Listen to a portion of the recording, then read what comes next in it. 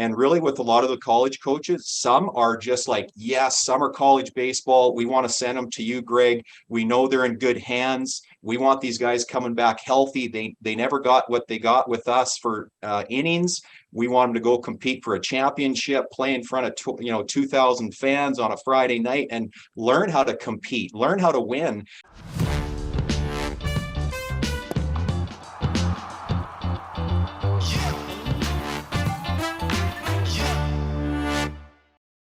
Hey, this is More Than Velocity. I'm Bart Pear here with Ryan Croton and Jordan Osagara. And today we have a special guest on the line, Greg Morrison. We love to have new people on the podcast who can bring a different perspective to the game. Greg's very unique in the fact that he has lots of different perspectives on the game because he was a professional player for 12 seasons and, quite accomplished at the level he was at. And then turned around and got a degree in kinesiology and actually has his own clinic and also is the owner of an actual baseball organization as well. So he's seeing the game from a lot of different eyes. And we just love to get him on here and kind of just talk about, where the game's going and some of the things that we're doing around keeping players healthy and helping them improve their performance. And Ryan, I don't know how long you've known Greg, but I'm going to let you kind of set this up. Yeah, so I actually recently met him, and being a fellow Canadian, I'm always got my eye out for other interesting people in baseball. We're very patriotic, but we're also very proud of being baseball players because anybody who comes from the country should be born on skates.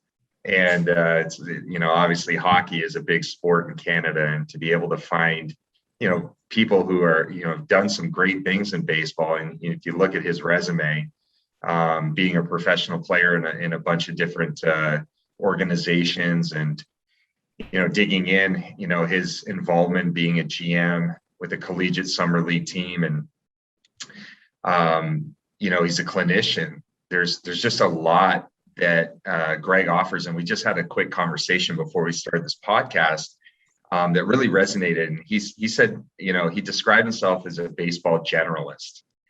And there's lots of new insights now about performance in sport, about being a general athlete. There's been some books written. One's called Range. But when we look at the field of baseball and coaching in general, that's really a goal that we should have, in terms of our platform. We want to make people generalists, even though they're specialists. So, I'm a strength coach, but I enjoy learning about pitching data and ball flight characteristics and really dig in on what Jordan knows. And, I share a lot of insights about the field of strength and conditioning and sports science with Jordan. And, this is the kind of thing that we need to do with our community. So, I wanted to dig in early. There's something that Greg has done. I want him to talk a little bit about this experience and the year that he had. But Greg was a Triple Crown winner in minor league baseball. And to do that at any level is a tremendous feat. And I really want you, Greg, to kind of walk us through what that season was like, the preparation that you had and how you dealt with pressure. And, hopefully the insights that you have can help a lot of our players that are out there that are listening to this podcast. Yeah, and thank you for the invitation to talk all things baseball with you guys. I'm excited to learn, and I think generalists, we have that growth mindset just like you guys do, and you're learning about budgets, and then you're learning about data and exit velocities. So and I was very lucky in that I got drafted by the Dodgers. They gave me a couple kicks at the can a couple of years, and decided I wasn't a big league prospect. And the Jays signed, the local kid, the Medicine Hat Pioneer League Jays, and had an amazing summer. You can only imagine you're in your hometown, you got your family and friends, but yet you got your baseball buddies on your team who are there all summer. And it was a heck of a year. It was 448 batting average, 88 ribs and RBIs, and then 23 home runs, which set the Pioneer League record. And I attribute a lot of that to leading into that season. I'd been released from the Dodgers, and I was back coaching high school ball. I was out of professional baseball, and I got a job as a demolition man of all things, right? So I'm swinging this five 5 and 10, 12-pound sledger, knocking down walls for 3 months. And this is before, sport specific training, right? We were all in the mid 90s looking at, muscle and fitness and bodybuilding routines, right? So we were built a little different, loading up the back squats and doing our pushing and pulling, but we weren't doing much med ball work. We weren't doing much rotational stuff. And, swinging that sledge for 2 or 3 months, in addition to my strength training, I had one of those big R161s and just felt like a pencil, like a twig, right? And I'm best shape of my life, 205. And, we were playing against the Dodgers in that league. And I can remember one of my old coaches going, yeah, we might have messed up on that one, but it was a heck of a summer, to be lucky enough as a Canuck, growing up and going from, high school baseball where you're playing hockey and golf to now you're making Team Canada, and all of a sudden the Dodgers are drafting you. And, they don't have 71 rounds anymore. I can tell you that. So I probably wouldn't have got my 12 years, but, I was a draft and follow back then and was lucky to get my 12 years of baseball out of it. Oh man, I identify with you on the sledgehammer. So when I played winter ball in Australia, I found another day job, that was very physical. I was knocking down burnt homes. So the poor thing, like going through these homes that people have lost so much of their belongings. This guy brought me in, and he was a fan of the baseball team, and he wanted to know if any of us wanted extra work. And I can attest, swinging that sledgehammer, daily, and it wasn't a training exercise for me as an athlete. You see guys hitting tires, working on that differentiated rotation, and knocking down walls and breaking down houses. And after a day like that, man, I was exhausted. I definitely didn't do it on game days. So, That's right. but I didn't have the opportunity to do it for an off season where I didn't have, quite the playing load. But I can attest to what you're saying on rotation. It's just so interesting as far as where you kind of were brought up in the game, because during the early 90s, performance enhancing drugs started to become a thing, and the baseball body had changed. And on one token, it was a black mark on baseball because people were cheating. But as far as my field, I remember in 1992, there was a book that came out that Jose Canseco and Dave McKay put together. I was in the 6th or 7th grade. Right. And Dave McKay is a Canadian. He's a Canadian guy who's been in Major League Baseball for a while. He's with the Athletics and the Cardinals and I think a couple other teams. But they made this training book that when I saw it, I'm like, I want to do that. I want to look like that. Unfortunately, I didn't have the genetics for it, to be 242 pounds and, Jose Canseco size. But I wanted to train. It got us kind of into the mix of strength and conditioning and what it meant. And I started to think about it. My physical education classes became much more interesting to me when I would talk to my PE teacher about training. And that time in elementary school, there was no curriculum for fitness and strength training, right? The first thing that they want to do is they give you a ball, to play organized games. And I played some baseball in Germany, and I was a substitute teacher for one of their classes, and they taught fitness. They taught sprinting, they taught jumping, they taught working with sandbags, things that are resistance training to kids that were in the 6th and 7th grade, which I thought was really interesting. So, you grew up in a time where the baseball body just changed. We started looking at training. I mean, in the locker rooms, probably you can attest, you were getting hot dogs and donuts probably for, your pregame meals. I mean, there wasn't really an emphasis on nutrition, but the training then became such a big thing. And we were seeing the baseball body change. So I think that was interesting. I don't know, Jordan, what your experience was like, seeing pitchers. But for me, watching the pitchers' bodies change was also interesting. So I kind of want to let you talk about, things you might have seen with Tom House at that time. You were, a young guy working with him, but you probably saw a lot of those pitchers that kind of came through the 90s programs. Yeah. What I noticed is I was about 7 years too late. If I was 7 years younger or older, man, I'd have been a really high end draft pick. And, I can relate to Greg. I think I was like, yeah, because back then there was no limit on the rounds. Like teams would just drop out of the draft.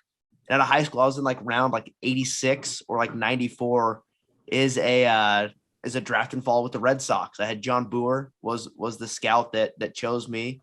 But again, it was just like, hey, we're taking you as a second baseman. But yeah, like, a lot of things changed because it went from, Tom House was kind of one of those first guys to introduce weightlifting for pitchers into baseball. And everyone thought it was nuts. He had to do it kind of behind closed doors and sneak around. But then you saw those guys that were into weightlifting and the body started changing, that not only were they, still tall, but they started packing on more mass with it as well. So it changed almost, I would say within a matter of 3 years, the body types changed drastically and aggressively to where it was, hey, everyone do yoga, everyone stretch and jog, into everyone sprint, lift, and mixing a little bit of aerobic work here and there. And you really saw it switch. I think one of the things, oh, go ahead, Greg, sorry. Well, so, yeah, I was just going to say, and as with the Jays there in kind of 97-ish, that's when they started having a strength coach. And I think you guys probably have heard of Jeff Crushell. Like he became, my first strength coach with the Jays, and to this day, a great mentor. But I think all of that was just covered by the athletic therapist, or you just did what you did. And, the Blue Jays, great organization, as were the Dodgers, very cutting edge in their day for just very fundamental on the field, and the little things mattered. But yeah, Crush, that's where I met him, and many, many moons ago, and we still keep up, and I lean on him a little bit once in a while. So, but you just see that being a part of that transition as an athlete in that 90s, the 2000s, and you're right, guys were just huge. And now we know some of the guys were cheating in essence. I'm proud to say I never took a steroid in my life. And being a corner guy, first baseman, left fielder, you just kind of notice like, wow, that guy's got about 20% more pop than me in your head, an anecdotal number. But, and later on seeing some of those guys in the Mitchell report, it's like, oh, okay, I got it. Nowadays I think that it's a cleaner game, which it should be, and to speak of, you talked about nutrition, and what are a couple things I could have done differently? Number one, nutrition. And with that, I include, the hydration. You don't choose the cheap draft beer after a game instead of a water, right? So we kind of felt that, it didn't matter if you could still play, hydration isn't a big deal. And then the food side of it, you're done at 10:30. Well, where are you going? You're not going to a health food store. You're going to a restaurant, a pub, or something that's closed. The good restaurants are closed. So at times you're getting wings. And so now, and even at the major league level in the clubhouses, they're always improving that and tweaking nutrition. So I feel with our summer college team, those kids are smarter now. Way less kids are drinking, using tobacco. They know what they got to put in their bodies. And that's a sign of the times. You try to step on the shoulders of the guys before you and try to learn. And I was always a guy that as a hitter, I would learn who's a left-handed hitter on my team. I got to study how are they pitching him, not giving away that first at bat or two at bats to say, oh, okay, well, he did that to him, but I didn't believe he was going to do it to me. So part of that growth mindset is, can you learn those around you, whether you're visually seeing it on the dugout and studying them, and or from their stories and experience. And I probably make up, hopefully, for what I'm not in innovation and player monitoring right now scientifically with, okay, what's the experience concept here? What can we lean on here, from whether it's a 15-year-old kid who I've talked to in my clinic because he might have ramped up a little too soon in his season and now he's got some tendonitis, to the older guys, talking to a former major leaguer saying, this guy's 55 years old. And I ask those guys when I'm sitting at a table, hey, what's going on? How's your body feel these days? And can we work backwards and triage that from a 55-year-old guy who played in the show, pitched for 15, 20 years. Okay, now I'm working with a 10-year-old pitcher in Medicine Hat, Alberta. Okay, well, this big righty, this power pitcher, he's getting, MCL, work done now. He wore out the inside of that knee because his drive leg, he was just hammering into that medial compartment of the knee, he's getting his labral surgery done now or getting it redone, and it's the third time. So I've always been a glutton from learning from others as opposed to, I got to go through it myself, because N is only one, and I'm only one. But hopefully through all those hundreds of kids and players you play with for 10, 12 years, well, maybe N's 1,000 for me. It's not N equals 1, N is 1,000, and that's better than N equals 1 in my books. Oh, yeah. I mean, you're talking from your qualitative experience. I mean, we talk about the same thing quantitatively. That's a real big facet to what we offer at the Armcare platform. We're just uncovering data now. We definitely have over 1,200, 1,300 people using our app. And, we definitely realize we're going to get better and better with our interpretation with more data. And I think in your time frame, you were just a little early when the big analytics push happened. In 2001, I think, so 2001 or 2002, they had Moneyball come out. And that kind of was the progeny of all the data and the importance of data, and getting a big data set behind you to make actionable decisions. But you also bring up something that is so important, for all of us in the field, is the power of conversation, and being able to connect with athletes on a deeper level and learn from their experience. I mean, this is kind of the thing I like about our podcast and talking with you, is because you teach us something about your methods, your approach, like what you're saying, the wear and tear on the body, that gives us some insights in terms of what to do with our product and how we can service players. So I think that is that thing's pretty amazing. One of the things I want to shift gears and connect with you on is you're now a GM of a collegiate summer league team in Canada, and you're having athletes come from, I'm assuming mostly from the United States. But I'm wondering, in terms of how do you manage all these players, and how do you see this summer league team, from a workload perspective, the game schedules, because the college coaches that are out there, they're generally concerned when athletes come back from the fall. Have they done enough or not enough, and how to manage that for the college athlete, because it's different than the pro guys. The pro guys generally have their off seasons, but when you think of college, over 3 years, they're just rolling from their college season into a summer league team. And I'd love for you to kind of, give us some insights there. Yeah, that's become, pitching is the biggest focus for summer college baseball. Rosters are expanding. So leagues are saying, hey, let's go from 30 players to 35 players, because we just don't know where these pitchers are. For me, that conversation starts with the coaches in September, October. And it's hey, you know what? The spot's there, but even they don't know what his volume's going to be. If this is a freshman and they're keeping him at 80 innings, well, if he runs up 60 in the spring, he's only got 20 left. That's a math equation. That's pretty simple. Well, maybe summer ball with my program, it may or may not work. Is he going to the bullpen for us? So we can manage him only once or twice a week. So it comes back to that communication piece. And really, with a lot of the college coaches, some are just like, yes, summer college baseball, we want to send them to you, Greg. We know they're in good hands. We want these guys coming back healthy. They never got what they got with us for innings. We want them to go compete for a championship, play in front of 2,000 fans on a Friday night, and learn how to compete, learn how to win, because that is a part of development. You have your training and you have your in-game development. So we can't forget about the in-game development. And that's really, what are the minor leagues? Your in games to develop, to learn how to play, to learn how to win.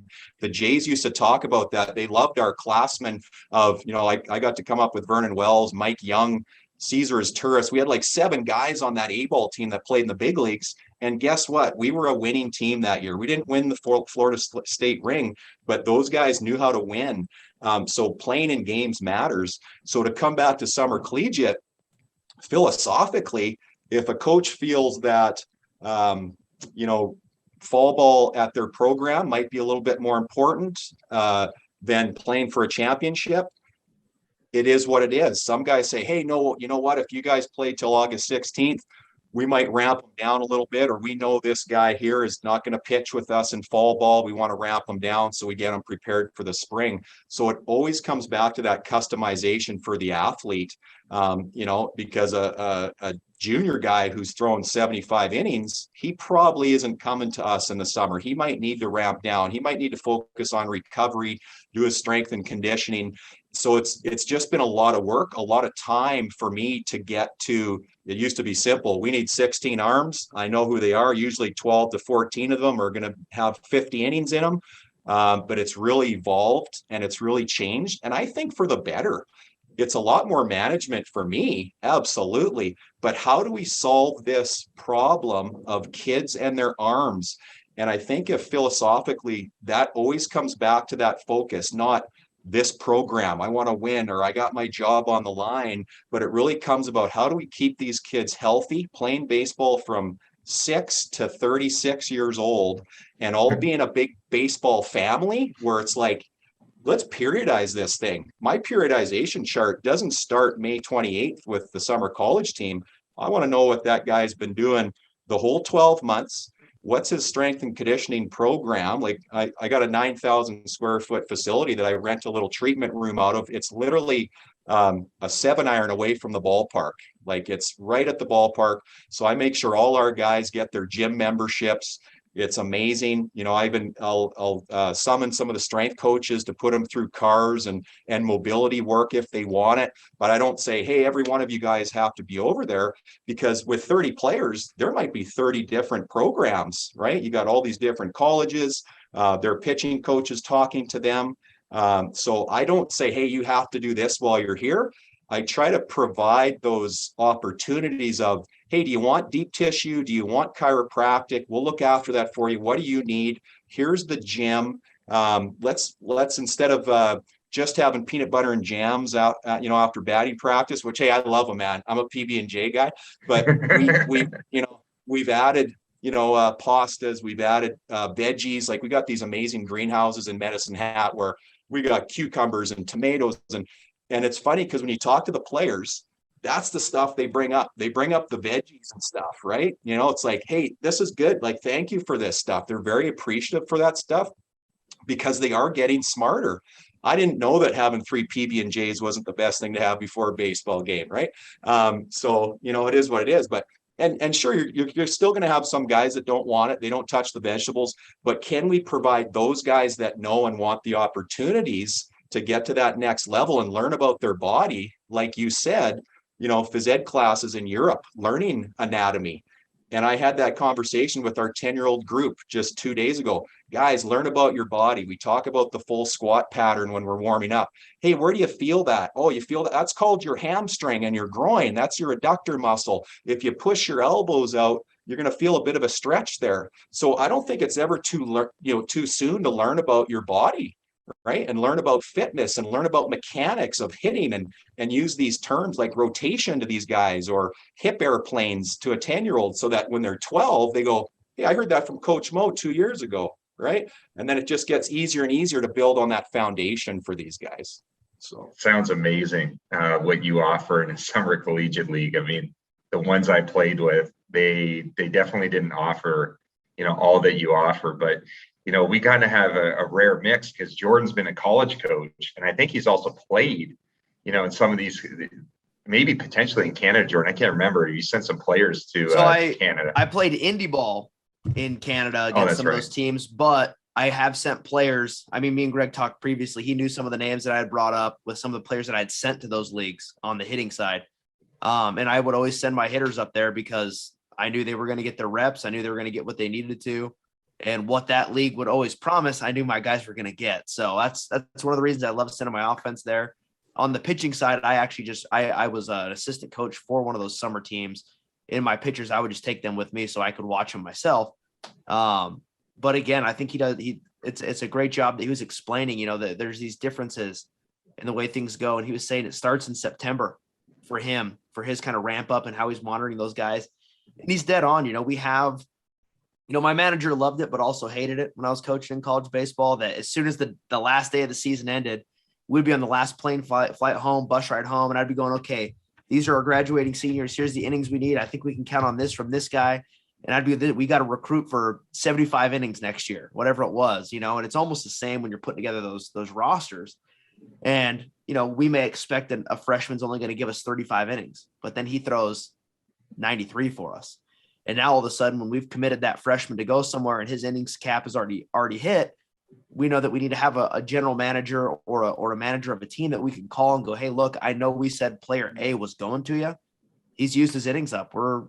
We can't send him this summer. We need a win here before we send him there. But on the other hand of that too, I've had starters that threw a ton and they do great for us. They do okay, but there's just those performance anxieties that they have. And one of them right now, he's a fantastic coach. He's coaching over at a Division I right now in Southern California. He pitched fantastic for me, but he'd always have performance anxieties. And for me, it's like, hey, you're starting for us, but I need you playing summer ball. Even though you threw 90 innings for us this year, I need you going out to play summer ball, and I need you to go be pitch out of the pen, come in with runners on, and learn how to handle these really uncomfortable situations. So he was a guy I would push hard to get into the Northwoods, push hard to get into the Cape, to where every single one of those games is high pressure, high anxiety. So that's what I like about summer ball is you can get those guys into those situations you need in a minor league setting, because you don't get that in fall ball. There's no fans when you're playing fall ball. There's no real stress. There's no real anxiety. You can do what you can, but it's not the same as the minor leagues. Like you're talking about when you're coming up with the Blue Jays, where you're getting put in these situations to find out how you respond from a mental and emotional standpoint. It's not because you don't have the physical tools. Most of the guys do have the physical tools, but it's a matter of finding out what happens when you're in front of 2,000, 3,000, 5,000, and then all of a sudden 10,000, 20,000, And that was one of the things is some of the leagues that I've coached in the summer is a lot of these guys are coming from small schools from all over the nation. And they're going, oh yeah, we get 50, 60 players at a game. And then all of a sudden you're playing, in whatever city it's going to be. And there's 8,000, 9,000 people in the stands in the middle of nowhere. And you're going, oh, wow. Like this is a different atmosphere, and that's one of the things that guys, if you learn how to handle that stress and anxiety when people are watching, it just goes all the furthermore. I mean, one of the things that you guys touched on, I got to hit on this highlight that Greg was talking about. I just think what we're talking about when it comes to pitching is so interesting in terms of how you guys think. You're pre-planning. How many innings do I need out of my pitchers? Who needs to fill in certain roles? You're communicating, Greg, about, expanding your roster, and we're talking about the management of adult arms, and I kind of would like to get your kind of impression of, Medicine Hat amateur baseball in general. If it's like the United States, they may not be taking the same precaution. They may be having smaller rosters. They're not thinking about innings pitched. They're not putting athletes on a plan at times. And so I'd like you to kind of talk about that comparison between, you ensuring that pitchers are utilized to their specifications and for their health, opposed to, what's going on at the 10-year-old level. Yeah, and I can speak to this summer. It's really been my first season as a little league parent coaching 10-year-old baseball, some 10-year-old all-star.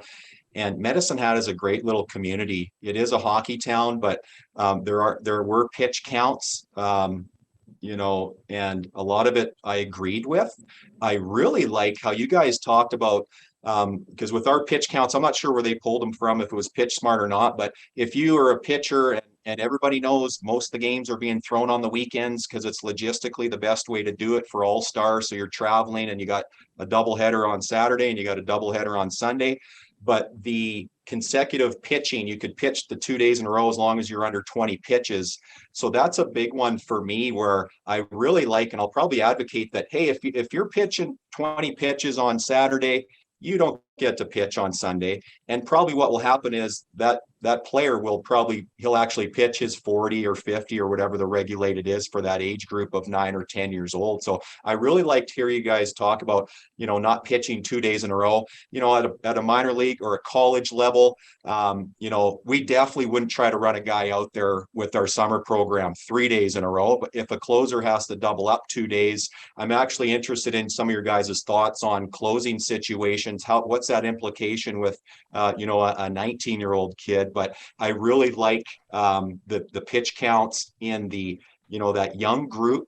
I also like how ramping up properly. That's another one I want to advocate is, it's snow on the ground here till late March. And when we get on the field, you might have had 2 practices underneath you, especially the house league, little league, isn't ramping it up indoors for 4 weeks or throwing 10 times and ramping it up. So I think there's a lot to learn for us at the lower levels, whether it's Medicine Hat or just globally, of what's an ideal ramp up and what's logistically possible. It's one thing to have these kids under your tenure for 10 years, or for 10 or 11 months, but what do you do with the 10-year-old who they're not necessarily able to start throwing in mid-February to ramp up for house league, right? So those are the things where I think there's a lot of questions and things to figure out. And that's where I've really liked listening to you guys talk about a little more structure, ramping up properly. So that's what I'm really excited to learn from you guys and really implement your programming. You're kind of catching me at an inflection point with my, adding more science and more data and technology to both the summer college level as well as my youth level. So, I will be, getting your guys' strength and ROM testing and try to capture that data with a group of athletes on, okay, where are we at here in October? What's your range of motion and flexion? What's your external rotation? What's your internal rotation? And trying to see what is that ratio. So I'm like, you guys are just, you're preaching to the choir when you're talking about this sort of stuff to me and kinematic sequence and that sort of stuff. So I'm really excited we've crossed paths and excited to really be part of that movement of let's start. And it's going to take time. I mean, I think we all know there's no answers tomorrow on how we settle this. There's guys at the major league level in every organization, some of the smartest minds in the world. You guys were some of them, of course, of trying to say, how do we figure this out? I'm a believer that it does start sooner. If you're getting growth plate stuff at 12, okay, what's happening? You're starting to lose some of that elbow extension at 16. Okay, now what's happening at 22? So, how do you look at a snapshot of an athlete over their entire career? And like I said, it goes back to talk to the 50-year-old guys who pitched for 25 years. Okay, let's work backwards from that. Okay, and let's capture some of that data, so, but it's exciting. I think it's very a passion thing for me, and I know it is for you guys too. So it's great to talk about it, quite frankly. You've touched on a lot of good points. I mean, we want a process that's led by strength, and essentially, by looking at post pitching strength and post bullpen strength, it should allow us to know how to allocate our pitch counts. It should give you some indication, if the athlete is losing more than 10% strength from their recovered state post throwing, they're fatiguing. There's a little bit too much fatigue that's going on. You make some great points about, what we offer from the insights on pitch counts. But at the college level, we really don't want to see guys go 3 days in a row because we don't do that in pro ball.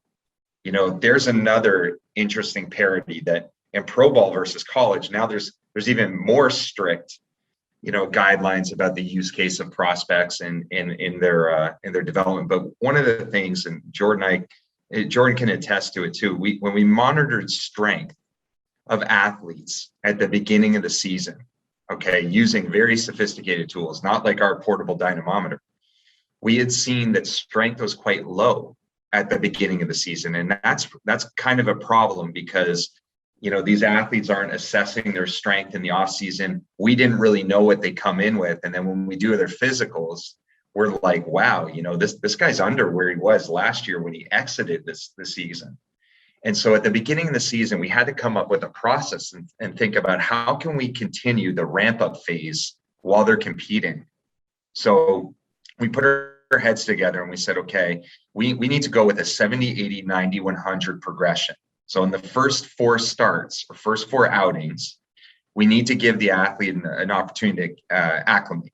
And a lot of the athletes that you see, I'm sure at your 10-year-old level, your young athletes, they're probably not throwing to batters during their buildup in the off season.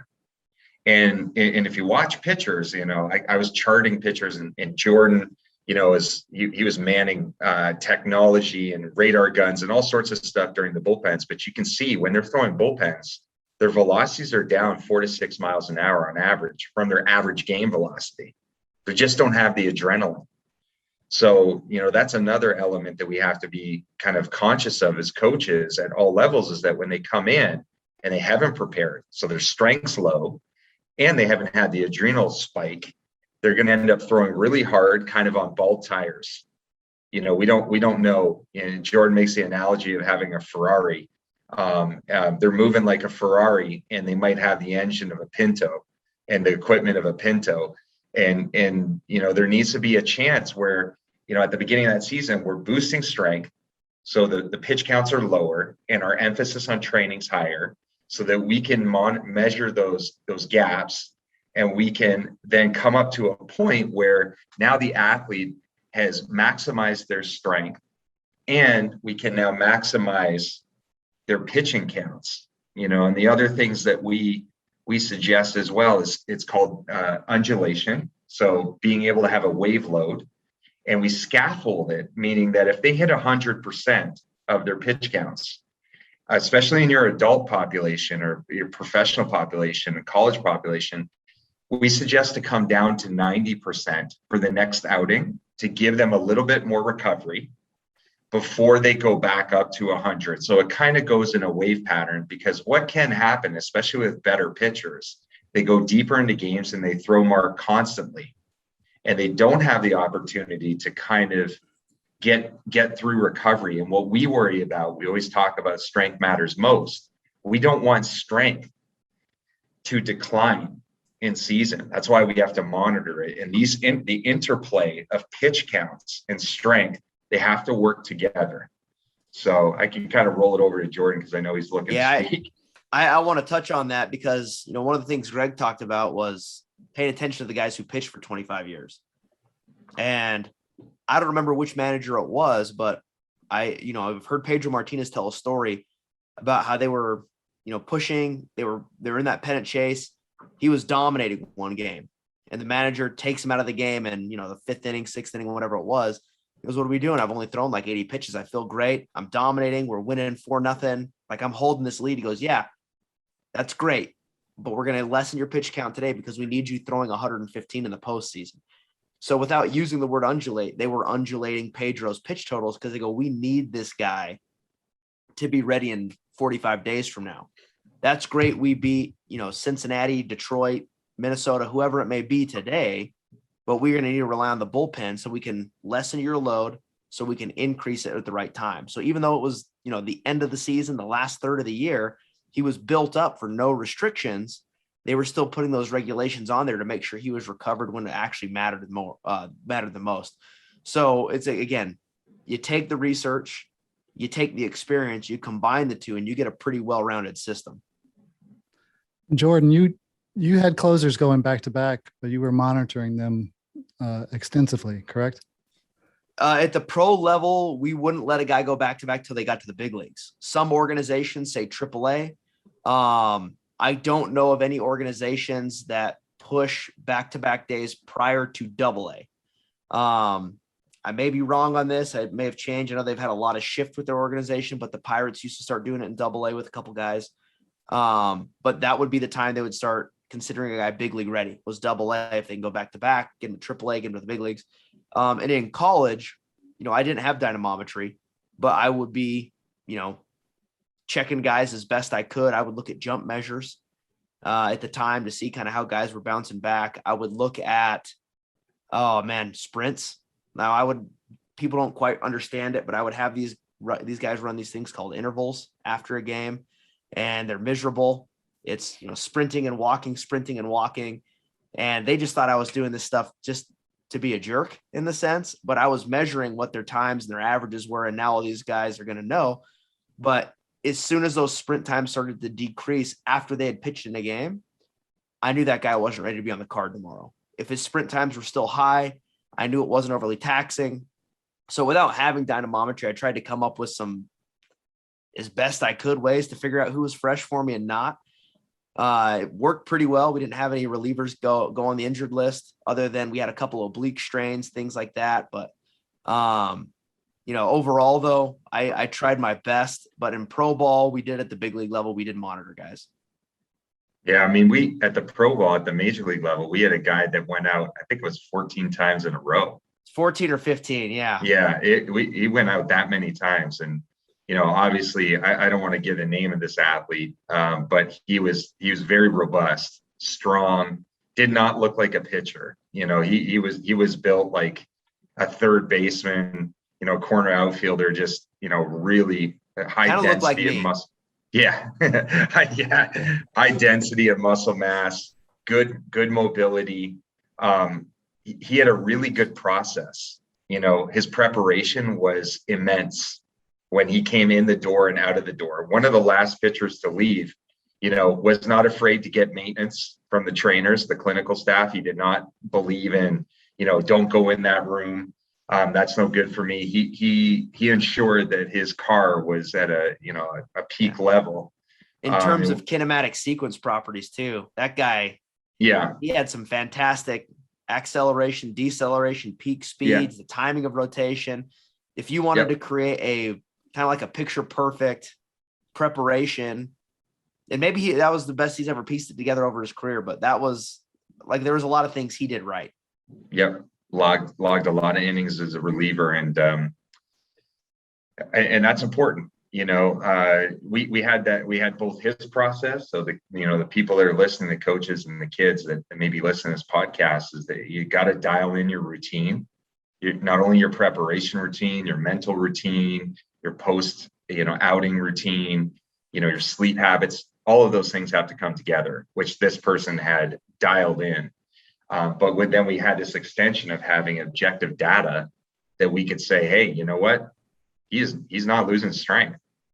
He's good to go. And then again, we had that layer of communication, and he was internally motivated to be out there, and he was a good communicator of things. Brother was a strength coach. His brother is a strength coach at a university in the United States.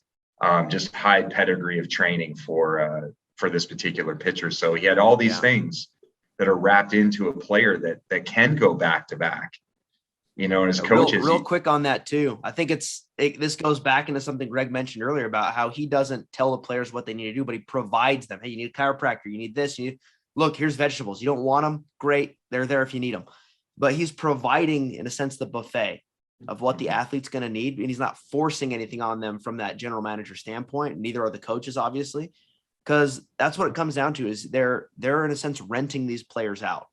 And he understands if he's getting a player from, Stephen F. Austin or wherever it may be, that he's borrowing that player for the summer, and he needs to provide them with what they need. And my biggest thing is, you see it in the minor leagues, you see it in the big leagues, you see it a ton in college summer ball, is people start to care too much about what others are going to think when it comes to their process. And this player that Ryan is referencing did not care what anybody thought when it came to his process. I'm going to the training room. Doesn't matter. Even if I go see the grumpy trainer, I'm going to make sure I get what I need done. Like, I'm going to make sure that's taken care of, because I'm going to stay being a millionaire, is what this guy was saying, And that's the one thing is you send a player to summer ball, and if they go to an atmosphere where all of a sudden they're like, well, I'm not comfortable doing what I normally was because I might look funny, and then they back off and then they have an unproductive summer. And then you have a guy who's done everything they can in the whole off season, and they go into spring training, and someone goes, that looks weird. I'm not going to, well, someone said it looks weird. I'm not doing this anymore. And they get away from their process. And that's what I think is important, for a college player. And that's kind of what I want to revolve this little topic around is you need to choose the summer league. You need to choose the program that you're going to thrive in. Just because it's the big D1 doesn't mean it's the right one for you. Just because it's the big name summer league doesn't mean it's the right one for you. It has to be the right situation for you to thrive in, to do your process. Yeah, I absolutely agree with that too. And it's okay to ask questions. It's okay to talk to me as a GM, from the player or through the coach of, hey, coach, what are you offering here? What's the host family situation? That's a huge, huge question for these guys. Are they getting a mattress thrown on a floor somewhere with two other guys in the same room? Or has that been vetted out? Or it's in a two barn. bedroom. I've lived in a barn before. Yeah. Yeah. Is there Wi-Fi? How close is it to the ballpark? These are questions that kids can't be afraid to ask nowadays. In the 90s, you didn't usually speak till you're spoken to, and you didn't ask too many questions. And it's evolving. The athlete's evolving. And we have to evolve as coaches and as GMs and as leagues to get these guys where they need to be. And that's why, your philosophy, your values, it's more important than anything in any market, in any business. Are you on the same page? What do you believe in, right? Not living on this binary, I'm either all this or all that. We all know movement isn't like that. Movement is a continuum of degrees, right? So we got to say, are you a front foot hitter or a back foot hitter? Do you try to, launch and do this, or you drop and drive? It's not so simple. We like to label movement, but you guys all know you can't label movement. I mean, there's a point where, now we know this guy's too far forward with his center of gravity. He's come too far. Now that kinematic sequence is off. He's not getting that good transfer. But we need to think more in continuums and not binary, whether it's movement or these programs, and try to really customize it for the kids so that those kids and coaches and parents, right? I talked to more parents in the last 5 years at the college level than I did the first 10 years. Because it's okay for your parent to call and initiate a conversation, right? So it always comes back to that. Put more time into that side of it. If you call it the soft skills, call it what you want, but we need to get that communication piece going and talk to these guys so they feel comfortable, and that coach feels comfortable with them getting in a plane and flying somewhere for 2.5 months and becoming part of a community. And that's what I tell these guys. You're going to become part of our town for 2.5 months. My dad does the jersey raffles, right? You know what I'm saying? Like, it's small town ma and pa. And that's what these guys, that's really what minor league baseball was, whatever you want to say, but these smaller communities of these guys remember it. We're in touch with guys who played for me 10 years ago, and, they're in their 30s, they got kids and still wearing their Mavs hoodie. And still, what's going on, man, right? Like, that's why I do it. Is I was very lucky to get that opportunity and had 20, 30 different coaches who had played Major League Baseball. I was flown all over the world with Team Canada, and I really feel like it's a duty to try and give back to these guys, whether it's a local 18-year-old Medicine Hat boy who's coming back home to play summer ball, or a guy from California that says, I want to go to Canada, man. I like to fish. I heard they treat guys right up there. I want to see, Calgary and Banff on my off days. So it's all about the experience of life, not to get too philosophical, and get in the same boat with those guys that want to go the same direction. Right. So, and I'm 45 years old. I hope I got another 20, 30 years in this game of being able to throw batting practice. But, ironically, you're talking hockey. I bumped my AC joint last night. I was playing men's league hockey, right? So it's such a cliche, but I'm sitting there going, oh, I got to do extra prep work today. That shoulder's a little stiff today, but that's where we are in Canada. We're gluttons, and you said it. We're kind of the oddballs that were baseball guys in Canada. But the last 10 years, there's just more guys, Boda and Votto and all these guys in the big leagues, and Larry Walker, and it's exciting for Canadians to know we have a place in this world game of baseball. Yeah. Well, I don't have too much more to add other than we're excited to get our product into you and helping your summer pitchers and keeping those college pitching coaches dialed in to know that they're in good hands. And it just sounds like you got a great process all around in terms of your coaching approach, your clinical approach, and overseeing, your team. So, I'm really grateful that you're able to come talk to us on my end. Well, thank you guys for putting the content out, like from your blogs to your podcast. Like you guys are giving, so much information out there that I think the world knows it's a passion project more than anything else. And I think we got a ways to go, and I think you're getting us one step closer to keeping these guys on the field and healthy. So I appreciate what you guys are all doing. Awesome. Greg, this was a pleasure. If you haven't subscribed to our podcast, please do. If you got any questions, let us know either on YouTube or on the armcare.com site, and we'll get back to you. But, best of luck to everybody. And until next time.